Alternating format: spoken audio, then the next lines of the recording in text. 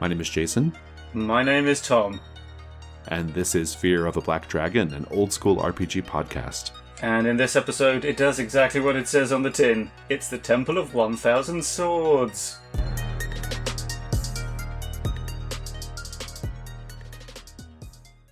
Our first segment is the basic crawl. The Temple of 1,000 Swords is a fantasy adventure module for old school essentials, or other role-playing games with old school sensibilities. Parties of approximately third level characters will find the dungeon to be a suitable challenge. So says the intro text. It is written by Brad Kerr, with a cover by Matt Sticker, and interior art by Brad Kerr, Tyler Smith Owings, and Ramon Perales Cano. We begin with a brief history of the temple. Centuries ago, worshippers of Gladio, god of swords, build a temple beneath a waterfall. Gladio blesses his followers with a magical forge, which instantly creates swords from any material. An emperor and empress of swords preside over the temple. Eventually, Gladio is forgotten. His churches fall to ruin. The waterfall temple becomes the last bastion of Gladio, and the god himself walks its lonely halls. Some time ago, two tribes of monstrous humanoids, Druks and Merfolk, move into the temple. By Gladio's influence, they wage bloody war on each other. A few years ago, a wandering swordsman discovers the forge and dedicates himself to Gladio. This hierophant travels the countryside, spreading the word through sword duels and random wanton slaughter. Recently, Pyotr, a spear-wielding, vengeance-seeking knight, tracks down and slays the hierophant. Gladio places a geash on Pyotr to create swords until his blood debt is paid.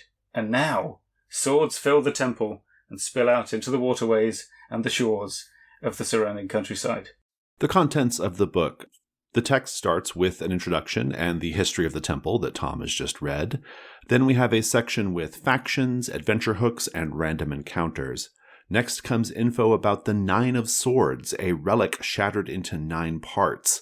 The finding and assembly of these parts being a major task the characters can pursue in the dungeon. Next is the Searching for Swords table, which includes 100 different random swords, many ridiculous, some actually useful. Some examples here: the Sledgehammer Sword, the Magic Ice Sword, the Feather Duster Sword, and the Tongue Sword. Following that is a map of the temple, and then the remainder of the book is taken up with descriptions of 19 keyed locations within the temple. Some highlights there are the Oyster Garden and Merfolk Grotto, an island in a subterranean lake, a thing we love here at Fear of a Black Dragon HQ. You sure do. A prisoner, more on him later, the Hierophant, a big weird egg, and the Forge of Gladio. We then have a page of concluding notes about where to take the adventure from here and stats for random encounter monsters. Bona fides, Tom. I have an ongoing DCC campaign, and this was the location for a whole session of that. Although we didn't do a complete exploration of the dungeon. I'd say we hit maybe half the places and got to the forge, and that's, what we looked at. How about you? I ran it over the course of a few sessions using Trophy Gold. We also did not do the entire dungeon. We probably hit about 60% of it, 70% of it.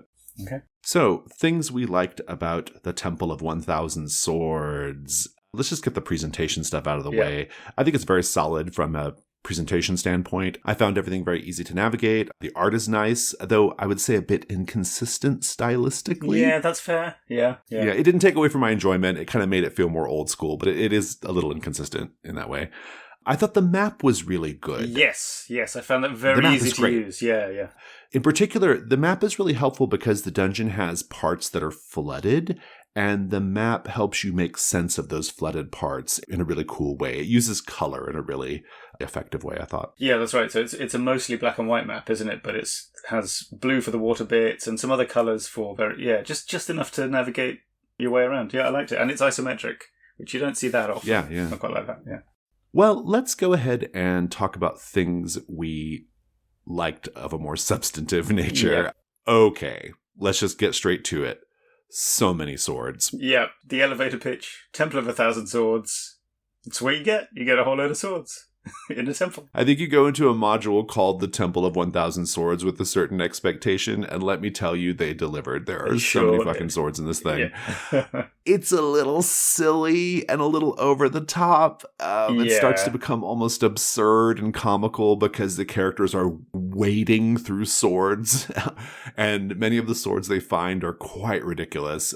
I have to say, though, my players loved it. Yeah, they really loved it. They were super into it. Yeah, it was a good time. It was a good time. I guess we should explain a bit. The idea is that this guy Piotr has been making these swords, and then he doesn't have anything to do with them, so he just kind of, I guess, chucks them onto the floor or something, and they're getting washed into the river that flows through the dungeon, and that flows out into the countryside, and gradually there's so many swords that eventually they show up in other places, and that's how you can find the temple, is by tracing the swords back to their point of origin. And it's such a great visual mind's eye image, this sort of absolute clutter of swords and rusting and jamming up the waterways. So that I think was really, really cool. I wonder if, actually I'm almost certain that's the original image that inspired this whole thing, just a tunnel full of swords. Yeah. But yeah, it is a bit silly, yeah. Especially on that random sword table with 100 sword entries. I'd say roughly 75% of them are like useless or silly swords, but I think there are just enough really good ones to make wading through those swords fun. Oh, yeah. They figured out pretty quickly that most of these swords are useless, but every now and then they'd get one that was super cool, and so I think that was enough to kind of make them want to keep engaging with that part of it. Yeah, definitely. Like one player rolled quite low on the table, and you know how it is with tables, very high or very low. That's usually good, right? He got very excited. Right. He got a cactus sword, which does, I think, right, yeah. D3 or D2 damage and then breaks immediately. So it was, right. Yeah. But yeah, good. It was good stuff. And it is admirably relentless on the topic of swords. Everything in here, well, that's not true, because those two sort of the duck people, the druks, and the merfolk, they're not sword related exactly. So that's okay. They're not, are they? Yeah, the two factions are interesting. I have more to say on that in the questions section. What do you think about these two factions? Because it is functionally a sort of factional warfare dungeon, I suppose, among other things. Well, if you explore more of it, it is. But actually, our group didn't meet any merfolk. They just, by happenstance, managed to meet some druks who are described as, I believe, awful duck people or something. And they kind of tangled with those guys. And then they made their way through the actual temple bit and met up with the Hierophant and Piotr. And they never really got into the factional bit. That was fine. In that case, I think I knew that there was a faction war going on behind the scenes. I think for the players it seemed more like one of those, here's an ancient temple and here are the goblins who've moved in more recently, which is another fine setup for a dungeon. But yeah, the faction part did not grab me very much, I have to admit. I concur. Yeah. I wasn't super into that part of it either. My players did encounter both factions, but I didn't really emphasize this idea that it was a factional war between them. I also made both the Druks and the Mer people much more horror-based and horrific than they're presented in the text. And so I just tried to make it more like a weird, scary environment more than like this war between the Druks and the Mer people. That seems a good approach. I mean, the Druks are admirably horrible anyway. Like, they're described as, is it sort of, their beaks are covered in gore because they eat meat, but they don't really have teeth. Right. They look terrifying. And that was pretty effective as an encounter. I think it's like the first thing you encounter when you get inside the temple.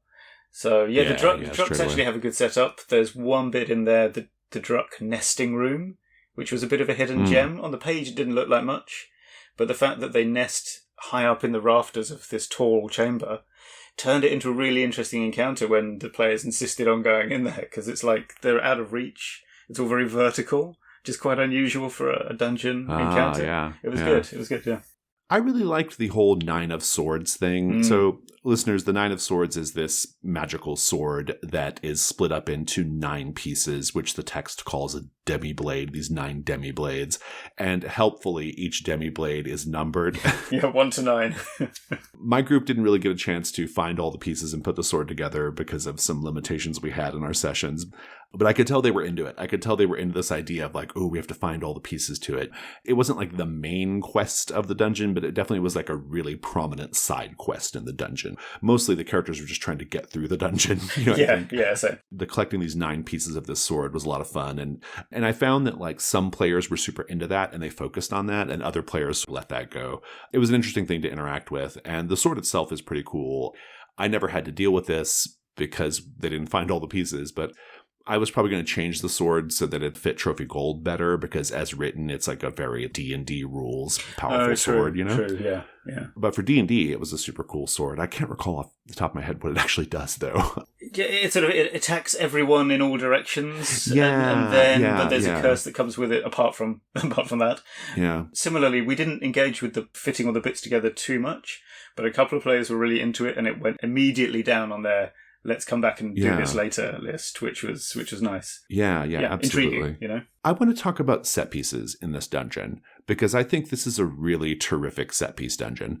There are so many cool little encounters, and each one of them is worth doing the dungeon for, in my opinion. And if you can do multiples of them, I think it makes the dungeon stand out as like a really fun experience. I do think that they're all a little tonally and thematically disjointed, but that is part of the charm in a certain sense. But you have so many fun set pieces. There's this big weird egg that has this fetal monstrosity inside of it. There's this tower of swords all piled up coming out of this flaming pit thing with these like sword humanoids crawling out. You have the wet sword heap piled up, cutting off one part of a corridor. Of course, the subterranean lake with an island. Yeah. There's a gladiatorial combat sand thing. Yeah, it's like I think the line is the temple fights itself, which is great. Like the sand comes to life and fights itself. That's cool. There's also the Hierophant's corpse, which has naturally comes back to life. Great. We mentioned the Nine of Swords, which is the magic weapon you have to put together. But that spear that killed him is an anti-sword spear, which I think is great. This idea there's a faction that's spear-based and there's a sword-based one. Yeah. Right. So that was good. It's really good. Great set pieces, and kind of connected to the idea of set pieces, this dungeon actually feels, in a certain sense, like a series of mini boss fights leading up to a sort of final boss encounter, which I liked. I liked the feeling of it. You have this like giant octopus with a sword, which is pretty great. The merfolk leader and her whale. You do have this fight set piece in this sandy arena where you can fight these sand humanoids. There is the Hierophant, which becomes a wight if you pull the spear out, like you mentioned. The fetal Drukhor. It all kind of leads up to this final encounter, which is not really a fight, but it's an interesting encounter in this throne room. And I love a throne room with a decrepit old king and queen on the thrones. That's always great fun. And the forge, of course. Did you guys get into the throne room? Because we didn't, but it looks like a really interesting... It is a puzzle, but you don't have to do... you can just put the stuff back and go and think about it later if you don't want to do it. Yeah, I actually can't recall. I can't recall if we did the throne room or not. It's been a while since I've run this, but it's a cool encounter, though. I hope they did. Yeah, because the gist of it is, when you pick the treasure up, the door closes, but the treasure gives you magic powers, so there might be some way to magic your way out of it, but there might not, so... Yeah, it's an interesting one. Yeah, overall, I found this dungeon to be a lot of fun, a little silly at times, a little thematically weird and tonally weird, but lots of cool set pieces, really cool encounters. One in particular we're going to focus on in the next segment. Yeah. Is there anything else you want to say about this? I do want to call it, actually, the art highlights. There's not that many pictures in, and as we said, they're a bit mix and match, but the ones by Ramon Perales Cano, which depict the Tower of Swords, and also, I think, Gladio in statue form, or has he come to life? I, too, have slightly forgotten what happened now. But those are both very striking. They're these big, bold colour choices, and they're the kind of thing you show to the players, and they go, ooh. So that was really nice. Nice to have. Let's go to questions we had. My question is not so much a question, but I did find the dungeon to be a bit off tonally and thematically, like I've mentioned a couple times. And I feared that the duck men were just a step too far for me. I couldn't deal with these like humanoid duck people. And then the mermaids, and then all the like preposterous number of swords. It all just became a bit too much for me in terms of feeling a little ridiculous. Again, I think my players would have loved it. This is always like an issue that I have. It's rarely an issue my players have. And I think we've talked about this in other episodes. I was able to kind of smooth things out in a way that I found to be more enjoyable for me by basically increasing the horror elements. I made the mermaids horrific mermaids, like the deep ones. Yeah, for sure. Or like the mermaids in the Lighthouse movie, that Robert Eggers movie. The Druks, I made a big change on the Druks, and I don't think my players were aware of this. And so if they're listening right now, they're going to realize that I took duck humanoids away from them, and I made the Druks cannibalistic, savage group of humans that I called the Duck Eaters. They behave just like the Druks, and they shit everywhere like the Druks, and they were disgusting like the Druks, but they were just called the Duck Eaters. I never explained why they were called the Duck Eaters. I just called them that. It was my interpretation and spin on the events of the dungeon. Also because just duck humanoids just didn't fit the setting that I was playing in as well. Well, no, yeah, it's the thing. I think if you're doing, well, I guess it was Trophy Gold, but if you're in a slightly dark fantasy setting, then perhaps duck humanoids are not great. It was not a good fit. Yeah. I did go with the duck humanoids, though. I will say that the way they describe it is quite good, because that first encounter is in a half-lit room. Mm-hmm. And so you see these duck humanoids approaching, and everyone's going, ha ha, how fun, duck humanoids. And then you describe that they've got little teeth things like Muscovy ducks, and they're all smeared with blood and filth, and they're carrying bloody axes and stuff. And then everyone goes, oh no! And it's, But again, that's sort of it. Yeah, it's slightly campy. It is but high gore fun. Yeah. But it did work as written, I would say. But I did think that having the duck people, the Druks, and merfolk, that felt like it's too many elements. But I could be wrong. I've been wrong before, as we've established. So, Oh, that's fantastic. Let's go to the chain lightning round. Tom. Here we go with the Druk description. Druks are horribly messy eaters and usually have blood-caked mouths and feathers. Their appearance and screech-like speaking voices often leads to quickly escalating hostility with other intelligent peoples. From the random encounter table, a crown-laden spirit appears, weeps, and pleads for forgiveness before disappearing. Swords grow overwhelmingly heavy for 1 minute. The Druks believe that a Herculean mallard will soon hatch to lead them to victory. So good. A classic bit of dungeoneering here. A pile of fine swords is placed before the statue as an offering. 2 of them glow faintly in the dark. An enormous gem is embedded in the statue's forehead. It's a treacherous climb to reach it. An unreliable mermaid is posted in the pool to keep watch over anyone entering from the west. There is a 3 in 6 chance that she is doing her job. And finally, an island of cold black stone rises from the subterranean lake. Oh, be still, my beating heart. Let's go to the expert delve.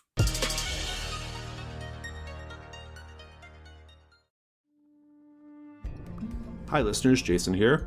If you're enjoying this podcast, you should support it and everything we do in the Gauntlet by joining us on Patreon. We have 3 pledge tiers available for new supporters in 2024. The $2 pledge is a great way of saying thank you for everything we do, and it goes a long way toward helping us make this show. You also get some perks on our Discord, such as a special name badge showing you're on the team, and access to Patreon-exclusive channels. At $7, you get early access to Gauntlet publications, as well as access to a number of exclusive releases. In recent weeks, the $7 feed has featured Cut to Christmas, a new mystery for public access, Places in the Wild, which are standalone adventure sets for Trophy Gold, Sweet Jolly Crunch Tooth, a new playbook for the Silt vs. role-playing game, Squatcher Step, a new mystery for Brindlewood Bay, and much more. And we have a ton of new releases heading to the feed in 2024, including brand new games and scenarios and support material for existing games. Finally, at the $10 level, in addition to all the aforementioned stuff, you will receive a monthly invite to a special 2-hour coffee chat hosted by me, where you and other $10 patrons can chat about the games you're running, talk about game design, and just generally hang out with a fine group of like-minded people. So head over to patreon.com/gauntlet and pledge today. If you can't pledge to Patreon right now, there are other ways of helping us out, such as leaving a 5-star review on this podcast or on one of our drive-thru RPG pages. No matter how you help us, please know that we appreciate it and we're delighted you've decided to go on this journey with us. Take care. It's the Expert Delve, and our topic for today is called They Won't Want to Miss This.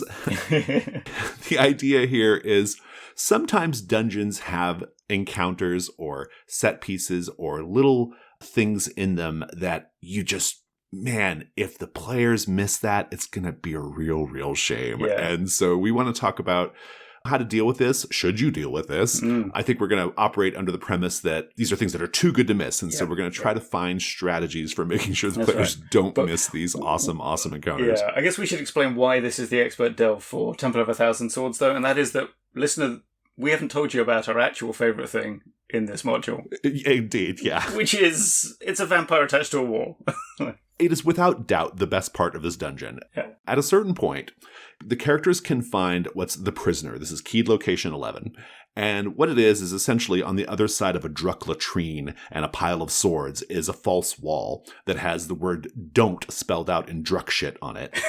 The wall is a false wall, and behind it is a vampire impaled to the wall with part 8 of the 9 of swords. And you can talk to this vampire. The vampire will try to wheedle his way out of the situation. He's trapped by the sword pinning him there for magic reasons, and he wants to be freed. If you free him, he won't attack you necessarily. He can be dealt with honestly, but he will be ongoing danger and character within your campaign. It's a terrific moment. Yeah. It's a terrific moment that my players missed. Did they? They did, I ended up doing some, we'll talk about what I did maybe in a minute, but because it leads to the classic conversation that, you have in crime movies or whatever, which is, well, how do we know we can trust you? And because it's, well, you don't, but you kind of have to. And it's super cool. It's such a great moment. It's connected up to this bigger, like, 9 of Swords puzzle as well. And so it has a lot to recommend it. It's a really, really fun moment. The problem is that it is really easy to miss. It requires you in this dungeon to go down a somewhat out of the way corridor across a really, really unpleasant place. The message on the wall does help create a sense of intrigue and maybe something that characters will want to try to figure out.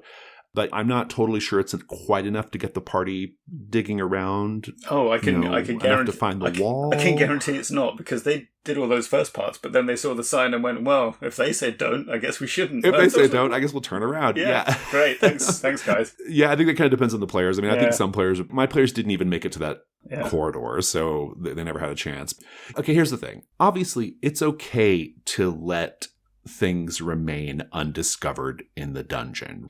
To some degree, that's the fun of it. You want to be able to explore around and maybe find things, maybe not find things. I'm thinking of the sleeping place of the feathered swine. Remember that vile armor that could be found at the end of the sort of terminal part of the dungeon, right?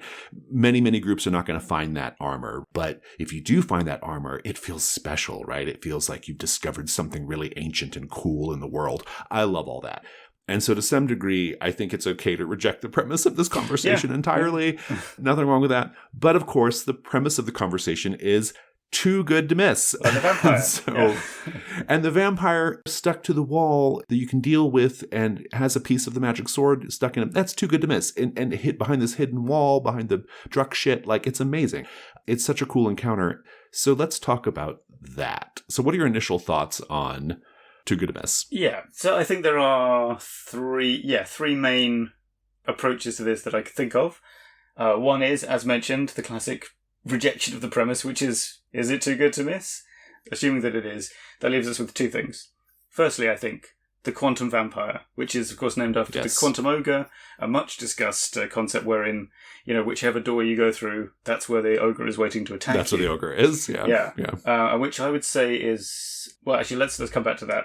There are ways it could be bad or not. But what it means is, in this case, wherever you go, wherever there's a bit of corridor or a secret door that you open, that's where you're going to find the vampire state. The vampire stuck to the wall. Yeah. Now, right. But personally, that feels a little artistically dissatisfying. Like, actually, for the player's experience, if they never find out about it, which is always the classic pro Quantum Ogre argument, is if they never find out, then it feels the same, and that is very true. But I think especially with pre-written modules, sometimes that can be dangerous, especially if they're very complex, which I think maybe Temple of a Thousand Swords is not. It's about 20-something pages. Yeah. But if you were running something gargantuan that has lots of, clues leading to other things, you might mess something up. You might mess something up that you haven't even read yet, because you're only staying 2 rooms ahead of the players or something. Right, yeah. So that, that could be a consideration. The other option, and what I ended up doing, is just tell the players, like, right, yeah. You could just drop heavy hints. I tried that at first. I was like, I don't know, maybe you want to look, maybe you want to check it out. Yeah, you hear some scratching coming from behind, deeper in the dungeon somewhere. You just feel like there's something ineffably cool behind that door. You feel drawn to the left. Yeah, and or you could just say, I know it looks scary, but I promise you guys can handle it. Yeah. And that's dissatisfying for the opposite reason, right? To option 2. It's like you haven't messed around with the dungeon, but you have broken the spell, the illusion. Right. Yeah. So I don't think I have a favourite option out of those two. maybe there's a third one that should be my go-to option. I don't know. What do you think? I think it's case by case very much, you know? It does depend a lot on the actual encounter that we're talking about, and it is going to be sort of a case by case thing. I have to say, though, I don't think listeners of Fear of a Black Dragon will be surprised to hear that I have no care or concern about the quantum vampire problem at all. I changed all the druks into feather-covered cannibal men, right? Yeah, into the Duck Eaters, right? If I had thought about it, I didn't plan on this, and I didn't even realize how cool the encounter was till after the fact, to be honest. But if I'd given it some thought and I realized that the players were not going to encounter the vampire, I would have just inserted an extra little bit of corridor somewhere with a transparently false wall, or maybe not even the false wall, maybe just down the corridor, there's the vampire stuck to the wall. I would have done that. And in my estimation, it's okay, because I think that this sort of artificiality of it, or the quote unquote unsatisfying part of it, is outweighed by what is a really cool encounter. It's a super, super cool encounter. That's right, yeah. And particularly with this encounter, there's already enough things the players have to weigh and judge. Yeah. They still have to decide whether to free the vampire. Is it worth getting part 8 of the 9 of Swords, but also possibly freeing this dangerous vampire? It's a cool encounter in and of itself. There's enough to do there that it feels like players are getting to make their own judgments, that I think it's okay if you teleport that encounter more in their path, right? Yeah. Especially in this case where it's not like if they do decide to break down the false wall, they're not doing it because they think, oh, hey, there might be a trapped vampire in there. They're just sort of curious to see what's there. So right. I suppose the other thing is that it's, we don't have too much of a problem with wandering monsters, do we? Now, this guy's stationary, but it's still an encounter that could occur anywhere in the dungeon. Right. Also, as we've said in the past, something that you designed 2 seconds ago is not intrinsically worse than something that you designed last week. So if you'd written this dungeon and you had placed that encounter somewhere way easier to find because you'd realised they're never going to find this, again, that would have been a design decision. And just because you're making a design decision kind of on the spur of the moment, it probably is okay. Where the quantum ogre thing is bad, I think, is, for example, the classic one is, there's a left door and a right door and they're identical and the ogre's behind one of them. That's bad. And that's bad because that's just random. And then you're sort of forcing it anyway. Right. But even worse would be if you have a left door and a right door, and the left door has ogre sounds coming from it and a distinct ogre scent. So the players go for the other one, which smells of, I don't know, lavender. And then they open that door, but that's the one that the ogre's behind. Surprise. Mm-hmm. That, I think, is bad. Whereas I think as long as you're not moving things around in a way that nullifies what the players have decided to do, if they've got their vampire detection kit out and it starts pinging and they go, we're not going that way because we think there's a vampire that way, then maybe you shouldn't move the vampire right in front of them. Right. As long as you're not obviating the choices they've made, random encounters happen. Sometimes they're with a guy that's got a sword through him. And, I think that's a pretty valid approach, and probably the best one in this. They won't want to miss this kind of situation, usually. I also think it matters that in the ogre case where you put the ogre behind one door, even though it seemed like it was behind the other door, I think in that case it feels punitive. Yeah. It feels really antagonistic on the GM's part. And I think that also makes the difference. In this case, moving the vampire encounter further down the hallway, it's the opposite of punitive. It's increasing the fun. Yeah. It's a cool thing. It's a fun thing. And so I think that nullifies or deadens this sort of sense of it feeling artificial or unsatisfying, right? True. Which I should note again, I kind of reject the premise basically. But I would never do, I really want them to fight this dragon because this dragon is super cool. But if they don't go down this corridor, they're not going to find the dragon. I don't think I would move that dragon just wherever, because that would feel like I was being unfair. There might be lots of good reasons why the players did not go down that hall, where they know because they might sense that there's danger down there or whatever, right? They might have a million different reasons why they chose not to go where the dragon is, and putting the dragon somewhere else that does feel particularly artificial and punitive. Whereas in the case of this, just a fun set piece encounter, I don't think that's the case at all. It does not feel that way at all. It feels like something you truly do not want the players to miss, because this is a big part of the fun of the dungeon. Now, I have to say, there are some other strategies here, and I actually think that Brad Kerr, the author of this module, had this in mind. I think writing don't on the wall with the druk shit for a lot of groups is going to be something that's going to compel them to want to see what the messenger was talking about. And so that's a way. But also, there is the puzzle itself, the Nine of Swords puzzle. If your group has had enough time to collect the other 8 parts, is a great point, and they're missing that part, they're going to comb every part of the dungeon to find that last part. And so by making part of the puzzle attached literally to this encounter, I think that increases the chances that encounter is going to happen. And so I don't want to say that the author of the module didn't have in mind missability, because I think that there was clearly like some thinking about like, we want to make it possible to find this cool encounter. And those are probably some strategies that you could do if you had a dungeon that was less carefully designed with a cool encounter and you wanted to sort of literally signpost that encounter. You could do something like Brad has done in this module, right? You could write things on the walls. You could have like auditory or sensory indications that there's something over there. Those are good little hints and helpful nudges toward the cool encounter, which still feel like part of the environment and still feels natural, in the environment and definitely. Not cheating. I really like a note or journal entry somewhere else in the dungeon that hints at the encounter. That's what my strategy would be, is there would be some kind of journal entry that the characters find that basically says where this encounter is. The Hierophant has a diary, sort of pretty boring day. Right, exactly. Impaled a vampire. Yeah. I think that's a pretty good approach because it still feels like the players earned it because they found the journal. Yeah. I also like, in the case where the encounter is a supernatural creature, like it is the vampire here, make it communicate with them psychically or through dreams or something. That's true. That's true. And of course, like, something like that. Yeah, they'll often be intrinsically distrustful of that. But then again, this is where the genius of putting blade number 8 through his midriff. If he's saying, come and visit me, I'm in a weird cave, and they'll be like, no thanks. He goes, by the way, that treasure you've been looking for? And then they'll go.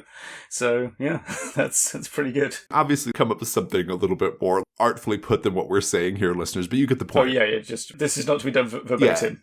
Yeah. You can use the encounter itself to more quote unquote like organically telegraph its existence, right? And so in the case of this vampire, that's another thing I would do. I guess the only other thing I have thoughts about are like, what can you do if they don't find it and you still like want them to find it later, or you want to try to like follow up with it later? But before we move on to that, do you have any other strategies for like ways of maybe handling the situation?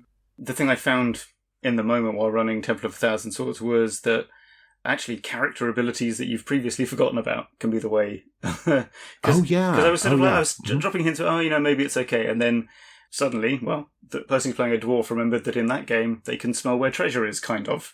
And so she went, wait, is there any gold or gems there? And then I looked at the description and I said, oh yeah, because I think he's wearing a necklace or something with rubies on it, maybe. Or I may have just made that up. Or he will be now. He certainly is now. And I said, you can smell you can smell wealth down there. And that was enough. Exactly. So I think maybe sometimes thinking through ways. Player facing options. Player that's facing pretty options, good. basically. Yeah, that's really good. That's another way of making it feel like more of a thing that the characters have earned, as opposed to something you've just sort of like pushed them toward. Yeah. I was thinking about this idea of what happens if they don't find it, and this is an ongoing campaign with the possibility of them returning to the dungeon. I think you could just use any of the previously discussed tactics, like dreams or whatever, or journal entries somewhere else in the world, as an excuse to go back to the dungeon. Yeah. And that could actually be quite fun in and of itself, right? Like now that the players know the dungeon, they know the basic layout, they know the dangers that are there, they can kind of go back with a fresh perspective and find the vampire. I think that could be fun too. Yeah, I think so. And in our case, like we've this situation where they are of knowing half the dungeon and knowing about the Nine of Swords puzzle. I think that's going to be a very interesting return when they finally get round to it, because it's sort of semi-familiar, but also not. So and I think if need be, they could now in the wider setting ask questions about the Nine of Swords or about the vampire. If in your case. That's exactly right. In my game, I was just running it as a limited series thing, and so the players were not going to have an opportunity to go back to the dungeon because we were just playing for a few sessions. But I have to say, They didn't get to experience a lot of the dungeon because they were getting their asses kicked pretty early on. And so they had to leave. They had to basically run out of the dungeon in a hurry.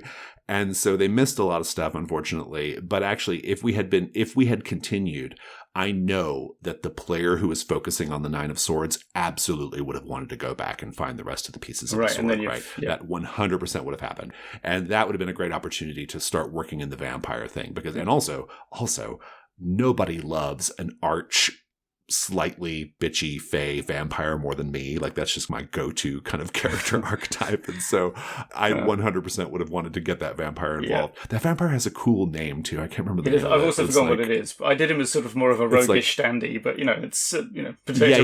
He's got a very dandyish name. Oh, here it is. Remy Le Fou. So great. I don't think I have anything else to say here. This is a short and sweet topic. I think some people are going to have really different opinions about this because some people are really into this more like idea of like an honest, immersive approach to the dungeon, which doesn't vary. I'm not such a person. No, neither am I exactly. But I think now you've raised it, there is something to be said for maybe not rushing it if you know that there's a good chance they'll come back. Because I think you're never really going to run this, but imagine that your group did return and they find the vampire and they're like, he was here the whole time? The whole time. That would be cool too, That's right? Good, yeah, right? That's a good reveal. Cool. Yeah. So, I guess there's something to be said for patience. True. But I'm not that patient, and sometimes I want people to see the vampire. So, Exactly. There we go. Yeah. Remy Le Fou yearns to be free, so help him out. All right. Fantastic. Let's go to the next segment. Okay, it's the companion adventures. We each have a couple of things here. You have music, it looks like. I have one music piece. Let's do music. Okay, let's do music. My first thing to mention is Swords of a Thousand Men, the punk song. Not really helpful, but I have to mention it. Better, though, and I think good for this slightly creepy, weird temple complex, is a thing I was listening to at random recently, and it is a contemporary orchestral suite called Hive by the Australian composer Peggy Polias. And it's themed around bees. There are no bees, as far as I recall, in Temple of a Thousand Swords. But so it starts off purely, acoustic orchestral. And then by the end, it's got electronic bits in it and vocals and stuff. And it's pretty good. This dungeon has many of my favorite things. Subterranean lakes with islands in the middle. It's got statues that you climb to pry the jewels out. That was a great bit, by the way. I didn't mention that earlier. That was a great bit. Yeah. One of the things this dungeon has, which is one of my top 5 dungeon things, is a throne room with a corpse of a monarch on the throne. And that corpse is probably going to animate, or there's some kind of terrible ancient history there. Love it. It's one of my favorite fantasy things. I have lately been getting into prog rock. I don't know if that's just a function of my age. I think it's part of the aging process, isn't it? Yeah. It is part of the aging process, I think. I've lately been getting into prog rock, and I really, really love the song The Court of the Crimson King by King Crimson. It's a good song. Let me tell you, that song is it is inspiration for every fantasy throne room with an old withered dead king on the throne. Yeah. It's great. Love it. It will get you in the vibe. It will get you in the headspace for such old school encounters. Very nice. What else have you got? Oh, that's right. We're done with music, I guess. I was thinking about books. I read a lot of books, and I've not read a book that's like a 1-to-1 good comparison for this dungeon, mostly because I don't read fantasy books. But I was thinking of books with magic swords in them, and I did read one recently.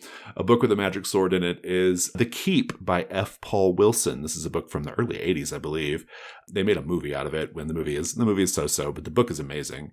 Basically, it's a bunch of Nazis. They're in this keep in Romania. On the interior of the walls of the keep are 16,000 crosses embedded in the walls.